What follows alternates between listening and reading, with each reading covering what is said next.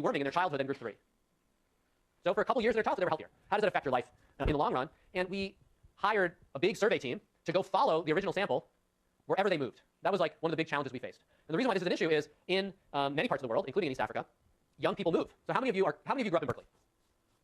Okay, so basically none of you. Oh, Lisa did. Okay, good. So a couple of you basically grew up very locally. The rest of you moved. So if we had done a study, if you had been part of a study of school health, and we wanted to figure out how you're doing right now in terms of your schooling, or a few years from now in terms of your job, we couldn't go to your hometown. You wouldn't be there. And in fact, it's even more problematic. Maybe the people who stay in your hometown are systematically different than the people who leave. Maybe the kids who are better students are more likely to leave than those who are weaker students, or vice versa. But it's certainly not random who stays and who moves. So we felt it was incredibly important to follow these folks wherever they moved. And we were able to follow up 85% of our sample. What we did actually is we had these 30,000 kids. We took a random sample, a representative sample of 7,500, and then we're able to find 85% of those. So this tracking rate after 10 years is very high compared to most other studies. It's very hard to find people who are mobile. Of course, we would have liked 100%, but 85% is a lot better than 60%. So we're getting the bulk of the sample here. And what's a big concern in all of these studies is that maybe these tracking rates differ for the three groups. So we'd be much more concerned if, say, for group 1, well, let's say imagine if for group 3 we found 95%, for group 2 we found 90%, and for group 1 we found 80%. That isn't the case. We found basically 85% for all of them. Why would this, what we call differential tracking rate, be a problem potentially for the study?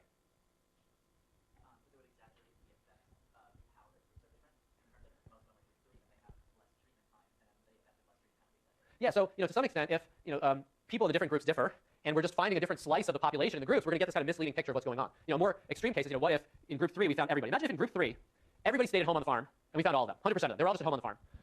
But a lot of the group 1 and 2 folks moved to Nairobi, and we couldn't find them. Would we be probably overstating the impact of the program with this data, or understating the impact of the program? Who says over? Who says over? Who says under? We'd be understating because these guys that moved to Nairobi are the ones going to the good colleges and earning a lot of money in the labor market, et cetera, right? So that would be more of a concern, but thankfully we have equal tracking rates for all three groups. And we put a lot of time and effort into doing that to make sure it was very balanced.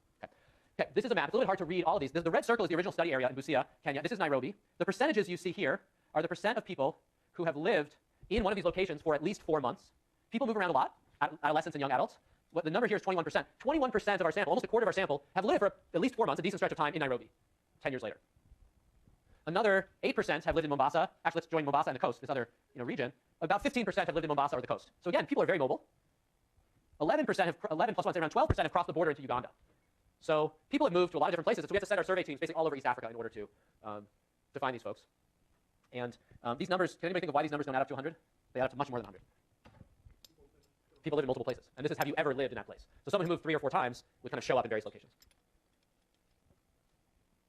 There was one respondent who had moved to London at this time. We were doing a sort of 15-year follow-up now, so a lot more people have moved farther away. There was one respondent who had moved to London just a couple years after the start of the study, and basically forgotten Kiswahili, and was surveyed by an English colleague of mine who had lived in Tanzania for years, so spoke perfect Swahili. This British guy, Matthew Jude. So he showed up at her door speaking in Swahili, and she's like, "Who are you? What are you doing here?" Anyway, that's her, the London person.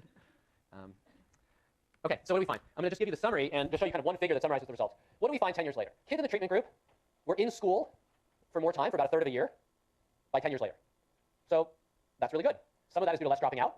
A lot of this is due to less dropping out over time. 0.3 of a year on average. When we asked the treatment group folks 10 years later about their own health, their self-reported health, on a standard scale, they also report being healthier. Now, self-reported health measures are hard to interpret. You always like to have harder data. But it turns out survey self-reported health correlates with all kinds of health problems. So it's meaningful data. So it seems like these folks got more schooling and are healthier. Now, I mentioned before that I was going to talk about test scores. There's a really interesting finding, which is if you look 10 years later and you look at test scores among females in the sample are actually significantly higher in the treatment group. Test scores among males are basically exactly the same.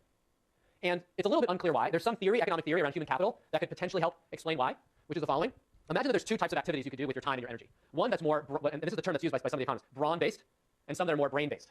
In an agrarian economy in rural Kenya, the returns to extra brawn, potentially, just literally raw physical strength and endurance, if they're higher among males than females, then males have a comparative advantage in using more of their health and energy on that kind of work, and females have a comparative advantage in putting their time and health and energy in more brain-based work. So you might see that in response to a health investment, women choose to invest more in schooling, spend more time in school, study more, do better on tests. If men feel like, oh, now that I'm healthier, I'm just going to be a more productive, basically manual worker or farmer. So that's one explanation. It's hard to kind of prove or disprove that, but there's a paper that just came out a couple years ago that sort of made the theoretical case for that, and they're like citing our results saying, look, it's like the perfect test of it. I don't know, maybe. It might be. But there is this gender difference, actually, where women's test scores do. So there's a question about, like, do women's, what happened in the longer run test scores? There's some evidence that test scores really are better. But I think the most interesting result from a strictly economic point of view has to do with earnings. So if you look at and labor market outcomes, if you just look at pure hours worked, people in the treatment group work a lot more. They work about 16% more than people in the control group in a typical week. We collected detailed survey data on their work patterns. The average in the control group was about 20 hours per week, and that goes up to about 23.2 or something like that in the treatment group. So it goes up substantially. And their earnings in the labor market were about 20% higher. These are really big effects. 20% higher would be the equivalent of a couple years of additional schooling, something like that, in most estimates. Now, why are they earning more? What's very interesting in understanding the results is the type of jobs that people do changes a lot too. So one of the most striking results from a development economics point of view is the proportion of people who have manufacturing jobs goes up a lot from a very low base. So in the sample as a whole, only a few % of people have manufacturing jobs in the control group. But that triples in the treatment group. The manufacturing job result is driven almost entirely by males, actually. So again, there's very gendered results. Among males, about 3% of the control group have a manufacturing job. They work in a factory, basically. In the treatment group, it's about 9%. That's a huge difference. So by being healthier, going to school more, et cetera, they're able to access basically better jobs. Manufacturing jobs are very highly paid relative to unskilled agriculture jobs or unskilled construction jobs. So they earn about twice as much. So that shift is a big part of it. For women, we don't see the effect on the manufacturing jobs, but there are some shifts. Fewer women are domestic servants in the treatment group than the control group. So that's one of the biggest categories in the control group of employment is basically domestic service work. That falls a lot in the treatment group, and we see an increase among women in small business ownership, basically small entrepreneurship. So there's some interesting shifts, basically towards probably better types of jobs, out of sort of unskilled manual labor for men into manufacturing, and out of domestic service work into small business entrepreneurship for women. Okay, your hand. So for these follow-up surveys, by this point, all three groups have been tested, or they all are considered domestic?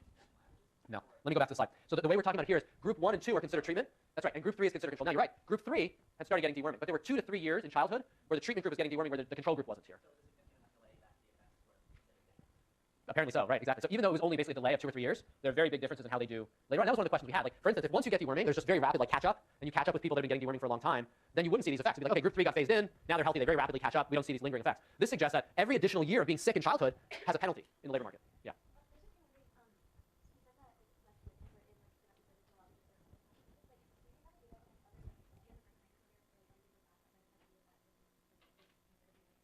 Yeah, so the only way that would sort of relate to the program is if in some way the women in the treatment group were better able to access the microfinance, because all these schools are in the same area. So it wasn't like in the schools that got deworming, they also got microfinance. It was just the deworming went to certain schools. Now, if women who were healthier and better educated were better able to access microfinance, that would be an impact of the program, and that would be great. But it wasn't that they had differential access sort of inherently. Yeah.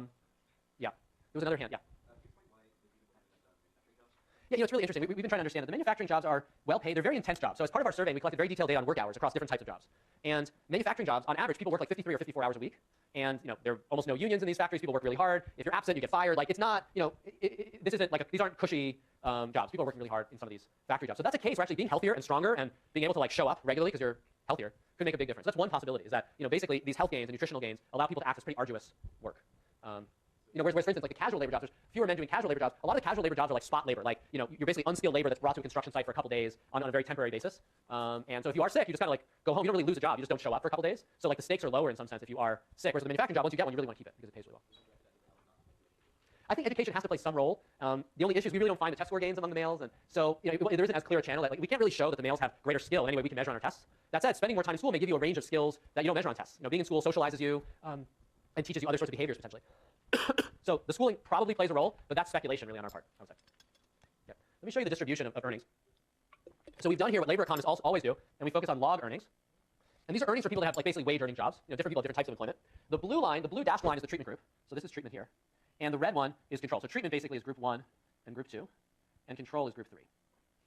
And so this is the density, and what the density means, of course, is the higher values means there's more people there. You can see that the mode for the treatment group is somewhere, let's say here, and the mode for the control group is, let's say, somewhere here. And that's about our 20% effect right there on a log scale. So a log scale is a proportional scale.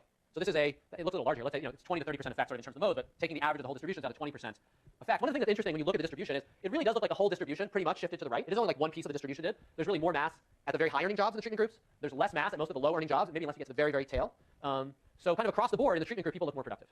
And this difference is statistically significant. And all these differences I'm telling you in terms of earnings are significant at 95 or 99% confidence, all of them. Okay, let me pause for a second. What else do people see in this figure? What else is noteworthy? Yeah. Yeah, I haven't tested for the amount of dispersion, but eyeballing it looks like it's a little bit tighter. Anything else jump out? Okay, so deworming looks like a good investment. When we compare the cost of the subsidies, remember I told you the cost of this program, if we use current costs of the program, the sort of 36 cents per year, and we look at these returns to the program in the labor market, because we can put all those in dollars, right? It's the 20% gain we can convert into money. We get an annualized internal rate of return being conservative about 46% per year. So that's the equivalent of an annual return of 46%. That's huge. Your bank account right now is earning 0.2 of 1% or something like that right now, because interest rates are 0 or in the US. So 46% per year is crazy and a very good investment. The other thing we can do is we can take those earnings gains and we know that the average tax rate in Kenya from various data sources. So we have a sense of what share of income goes to the government as revenue. And looking at this just from the point of view of the government, we can say for every dollar I as a government put into deworming, subsidizing deworming, basically free deworming, how many more dollars will I get back in tax revenue? And of course, it's a penny, pennies, 36 cents to treat a kid for deworming, but then the earnings go up 20%. That's many dollars. So that leads us to our first clicker question, which is for every dollar of spending on deworming subsidies, what do we find is the increase in future tax revenue? So does future tax revenue go up by $1.50, $7, $14, $28, or if you haven't been paying attention, E is an option. Future tax revenue will not increase. Yeah. Sorry, yeah, so this is over the course of 40 years, assuming everybody works for 40 years in the labor force.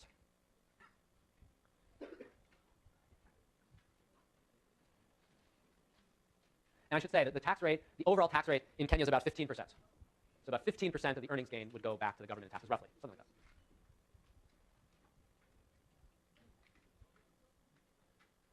Per capita income is like $500 per year. You can start backing this out.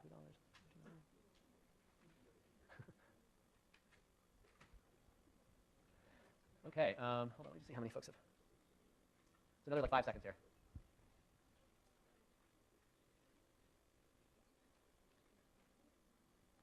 Okay, so actually most of you got it right. It's $14. But you know, this is kind of conservative. If you make less conservative assumptions, it looks more like this. Depending on the tax, the share of income you think the government will be able to capture. You know, some people are in the informal sector, et cetera. It could be a little lower. So the bulk of you guys are in sort of the right, the right range. But our best guess of the number is $14. That's a really good return. So if every dollar that was spent generated revenue, budget deficits would be no problem, right? Usually we think we spend, and that like digs us deeper into the hole in terms of a budget deficit. This is a case where spending can generate more revenue because it makes people more productive. It isn't just deworming, where an effect that's kind of like this might hold.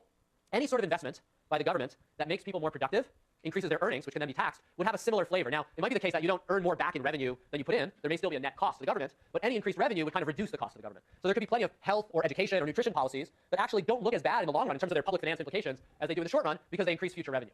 So that's a rationale potentially behind a whole range of different types of spending programs. Yeah.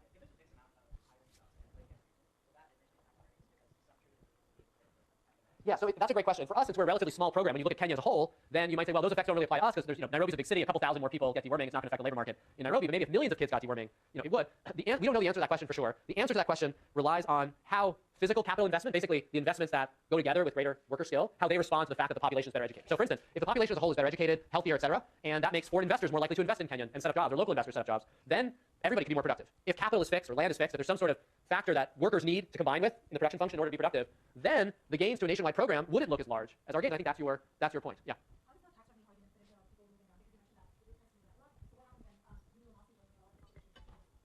If everybody left for Kenya, everybody left for London, then the government wouldn't recoup, you know, those earnings if people then paid taxes in the UK. But I guess, you know, if we're thinking about a national program, as long as they move within Kenya, then the government could tax them. But the folks who move to Uganda, the government might lose. Now, there's an interesting point here, which is just in the last couple of years, the Kenyan government has become much less centralized. It's much more decentralized now. So the county governments have a lot more power to spend in health and education than they used to. It used to be very centralized. That's a case where your point becomes very important. So imagine we're back in Western Kenya, Busia, now called not Busia District, it's called Busia County. And they've seen these results, and they're like, wow, deworming's great. Let's invest in deworming. But they realize that if they have a deworming program, a lot of the kids who benefit are going to move to Nairobi, and they're not going to get local tax revenue. Then they may not take an action that's actually socially beneficial for their population because they won't get the sort of revenue benefits later on. Or they may still do it, but they may not do as much of it as they should because they don't see those benefits. There's basically an externality to moving. And yeah.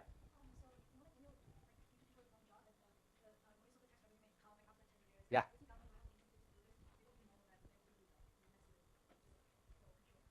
Yeah, I don't know. What do people think? Do you think governments would ever kind of take this evidence and do anything with it? Or? I'm going to tell you about the Kenyan national program that kind of flowed from this research. So the government of Kenya has invested in this. So maybe, I think a lot of governments might not. It may depend on the case. But I'll tell you a case where the government of Kenya does national deworming, and at least part of it is due to some of these research findings. Okay, so, you know, translating, so how do you asked the perfect question. How do we, like, now that we think there are these benefits, how do we, translate the research into action? We worked on these education results, about 10 years ago. We published them 10 years ago. And, the first thing we did as academics is we presented them to other academics in conferences and seminars, and tried to get the word out about the results. There was certainly, quite a bit of interest among our colleagues. And we also wrote about them in the popular press, so there was some interest among foundations as well. We put a lot of effort into that kind of dissemination. But beyond that, we started holding meetings in Kenya. So the first meeting we held was in Busia District in 2002. We sort of had early results and shared the results with policymakers there. Of course, they had been collaborating with us on the project over the from 98, 99, 2000, 2001. So they wanted to see what the results were. They were very happy that they'd been working on a program that had these educational benefits. We started presenting in Nairobi. I presented at the World Health Organization. So we basically tried to get the results out there. Now, at that point, you never know what's going to happen. So you can have the data. You can have very interesting results that are very policy relevant. You can share them with people. They can kind of die there. And that actually happens plenty of times with those of us that do development research. We actually have findings we think have implications.